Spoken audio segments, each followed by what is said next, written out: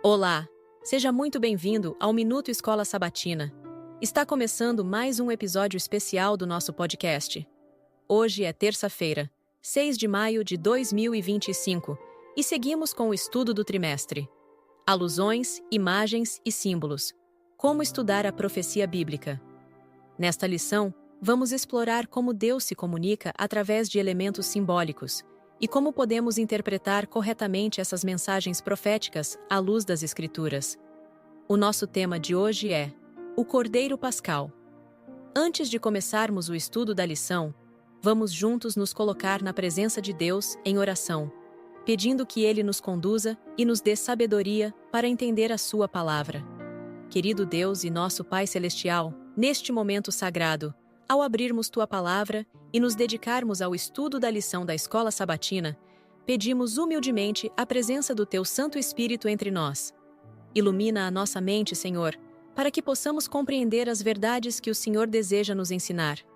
Que cada símbolo, cada profecia e cada mensagem que estudarmos hoje aprofunde o nosso amor por Jesus, o Cordeiro de Deus, que tira o pecado do mundo.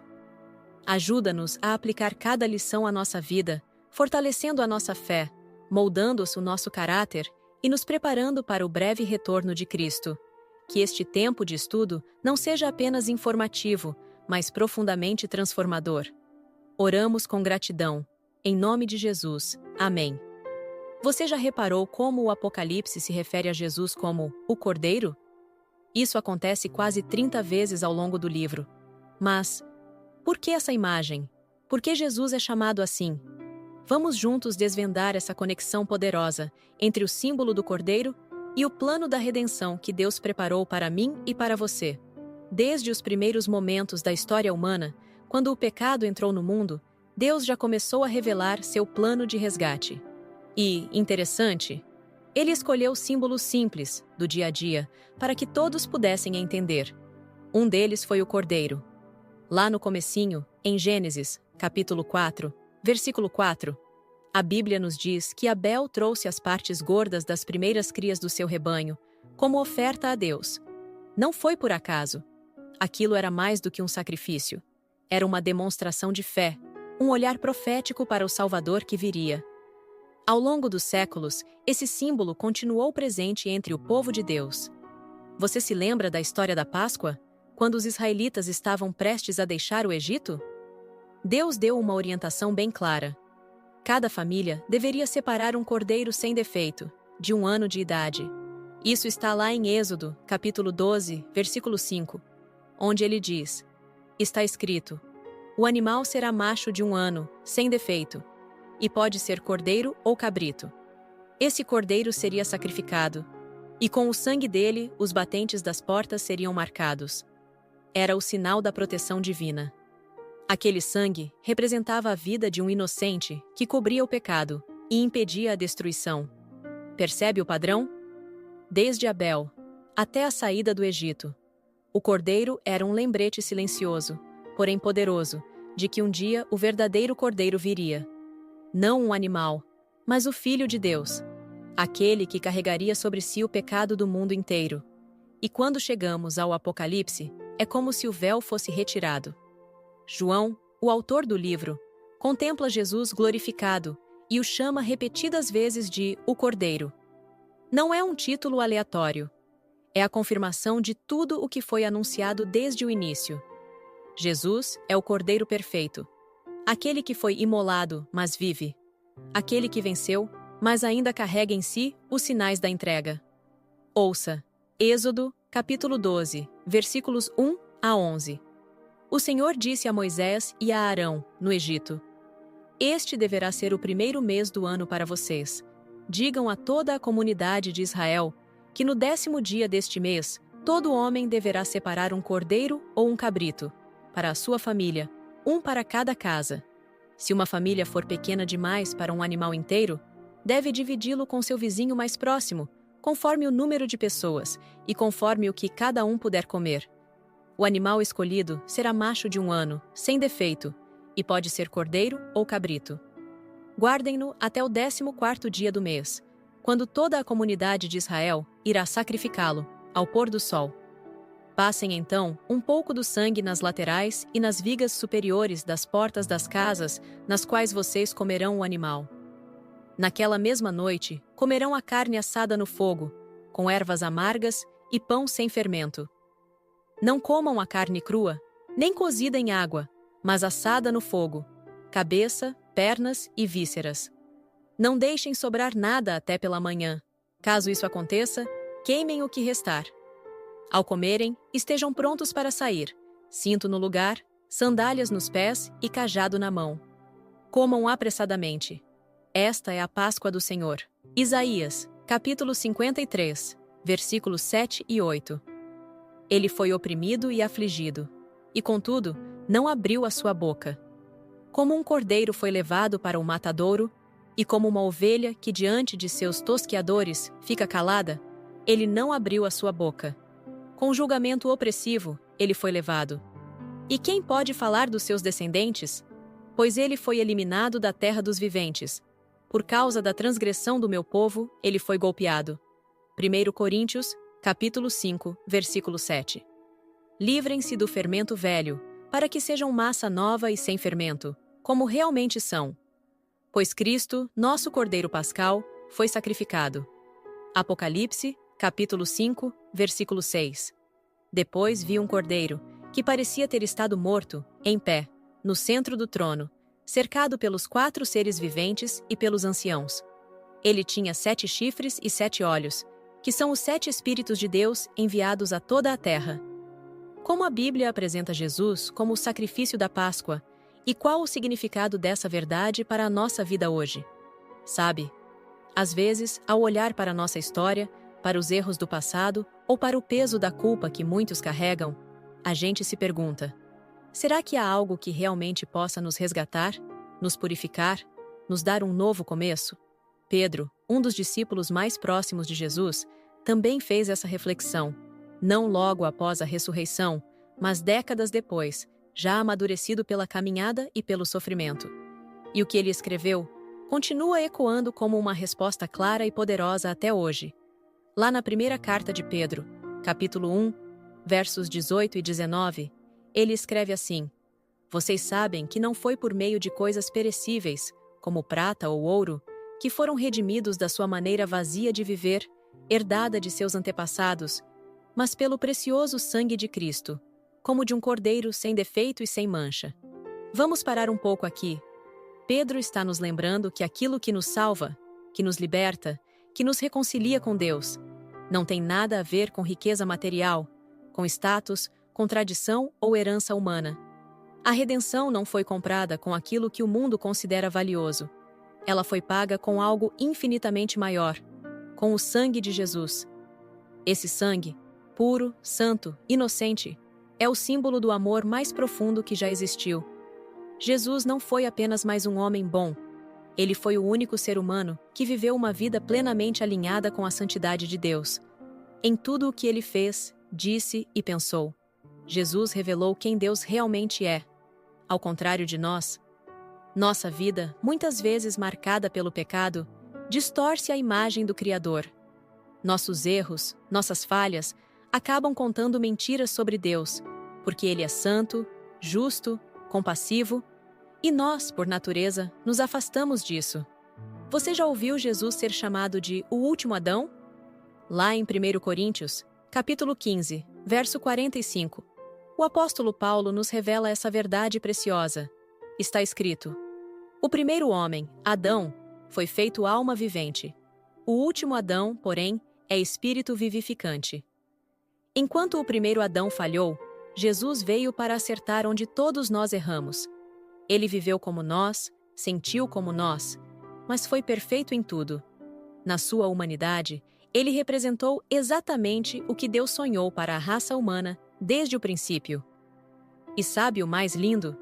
Sua vida refletia a glória do Pai, tão profundamente que ele mesmo declarou: Quem vê a mim, vê o Pai. João, capítulo 14, verso 9. Sim, olhar para Jesus é enxergar o coração de Deus. Agora pense comigo. Jesus não morreu por acaso na época da Páscoa. Isso tinha um significado muito especial. Lá em Êxodo, capítulo 12, os filhos de Israel receberam instruções claras sobre o Cordeiro Pascal. Está escrito: o Cordeiro será sem defeito, e o guardareis até o 14º dia, e todo o ajuntamento de Israel o matará. Êxodo 12, versos 5 e 6. Esse Cordeiro não podia ter falhas. Ele era separado, observado, e então entregue. Da mesma forma, Jesus foi levado à cruz justamente nesse período da Páscoa. Ele é o verdadeiro Cordeiro, aquele que todos os cordeiros do passado apenas simbolizavam. E veja que interessante. Quando Jesus foi interrogado pelo sumo sacerdote, lá em João 18, ele disse algo muito revelador. Eu falei abertamente ao mundo. Sempre ensinei na sinagoga e no templo, onde todos os judeus se reúnem. Nada disse em oculto. João 18, verso 20. Ou seja, assim como o Cordeiro Pascal era exposto à vista de todos, Jesus também viveu de forma transparente. Ele não se escondia. Seus ensinamentos, suas obras, sua vida inteira estavam diante de todos, para que o reconhecessem como o enviado de Deus. Ele é o Cordeiro sem defeito, a mais pura expressão da justiça divina, a glória de Deus encarnada. De que maneira podemos refletir de forma mais autêntica e fiel o caráter perfeito de Jesus em nosso dia a dia? Hoje, quero te convidar a refletir comigo sobre um aspecto profundo da vida de Jesus, algo que muitas vezes passa despercebido na correria do nosso dia a dia. Vamos falar sobre o modo como ele viveu. Sim, sobre o jeito como ele lidava com o trabalho, com as responsabilidades e, ao mesmo tempo, preservava sua saúde, tanto física quanto espiritual. Agora que compreendemos a profundidade do símbolo do Cordeiro Pascal e como ele aponta para Cristo como nosso Redentor, vale a pena refletirmos sobre algo que muitas vezes passa despercebido: a maneira como Jesus viveu diariamente. Não apenas sua morte foi perfeita, mas sua vida. O modo como lidava com as tarefas, com as pessoas, com a saúde do corpo e da alma, também foi um reflexo pleno da vontade de Deus. E é sobre isso que vamos conversar agora, com base em um trecho inspirador do livro A Ciência do Bom Viver, da autora Ellen White, página 25. O texto diz: Jesus era trabalhador fervoroso e constante. Jamais existiu entre os homens alguém tão carregado de responsabilidades. Outro não conduziu tão pesado fardo das dores e dos pecados do mundo. Ninguém labutou com um zelo tão consumidor de si próprio, pelo bem das pessoas. No entanto, teve uma vida saudável. Física e espiritualmente, ele era representado pelo Cordeiro sacrificial, sem defeito e sem mácula. No corpo e na alma, era um exemplo do que Deus designava que fosse toda a humanidade por meio da obediência às suas leis. A primeira afirmação de Ellen White já nos confronta com uma realidade muitas vezes esquecida. Jesus foi um trabalhador fervoroso e constante. Mesmo sendo o Filho de Deus, ele não se ausentou das tarefas da vida comum. Como carpinteiro em Nazaré, como pregador nas aldeias e até mesmo como intercessor em oração pelos perdidos, Jesus trabalhava intensamente, com um zelo movido pelo amor. Certamente ele tomou sobre si as nossas enfermidades e sobre si levou as nossas doenças. Mas ele foi traspassado por causa das nossas transgressões, foi esmagado por causa de nossas iniquidades. Ele foi oprimido e afligido, e contudo, não abriu a sua boca. Como um cordeiro, foi levado para o matadouro, e como uma ovelha que diante de seus tosqueadores fica calada, ele não abriu a sua boca. Isaías, capítulo 53, versos 4, 5 e 7. Jesus não apenas enfrentou a dor física, ele carregou o peso espiritual e emocional da humanidade inteira, algo que nenhum ser humano jamais experimentou na mesma medida. E ainda assim, viveu com equilíbrio e saúde. A missão de Cristo era totalmente centrada no outro. Ele se entregava sem reservas, com um zelo consumidor de si próprio. Essa entrega total reflete o caráter de um verdadeiro servo de Deus. Alguém disposto a abrir mão do conforto pessoal em favor do bem eterno do próximo. E aqui está a grande lição. Mesmo com tamanha carga, Jesus manteve uma vida saudável. Ele era como o cordeiro sacrificial, descrito em 1 Pedro, capítulo 1, versículo 19. Como de um cordeiro sem defeito e sem mácula. Isso não se limitava apenas à sua pureza espiritual, mas incluía também seu cuidado físico. Jesus viveu com harmonia entre corpo e alma, um equilíbrio que nos inspira a buscar saúde integral, guiada pela obediência às leis divinas. Queridos irmãos, depois de tudo o que ouvimos hoje, sobre o Cordeiro separado em Êxodo, sobre o sangue que protege, sobre a vida perfeita de Cristo e sua entrega por nós, somos levados a uma pergunta essencial: o que faremos com essa verdade? Cristo foi o Cordeiro Imaculado que tomou o nosso lugar. Ele foi o sacrifício, sim, mas também o exemplo. Em cada detalhe da sua vida, desde os dias como carpinteiro até os momentos finais na cruz, ele mostrou o que significa viver em total obediência, em perfeita harmonia com Deus. E agora, essa vida é oferecida a mim e a você. Não apenas como um ideal distante, mas como um convite real e urgente. Deixe que o sangue do Cordeiro cubra sua história. Deixe que o Espírito dele molde sua caminhada. Jesus não apenas morreu para nos salvar, ele viveu para nos mostrar o caminho. Você está cansado? Sobrecarregado? Sentindo-se distante de Deus? Há redenção. Há restauração. Há um novo começo. Em Cristo.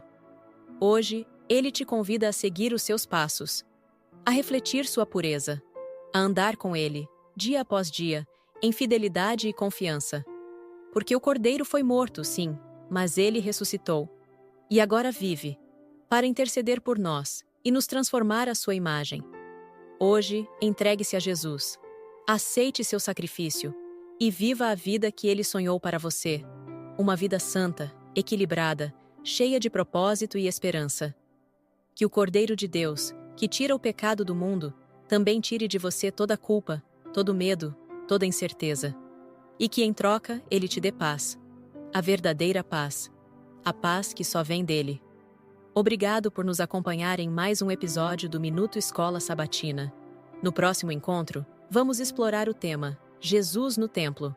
Reserve um momento especial para ouvir e refletir. Que Deus abençoe você grandemente. Até o próximo episódio. Maranata, o Senhor logo vem.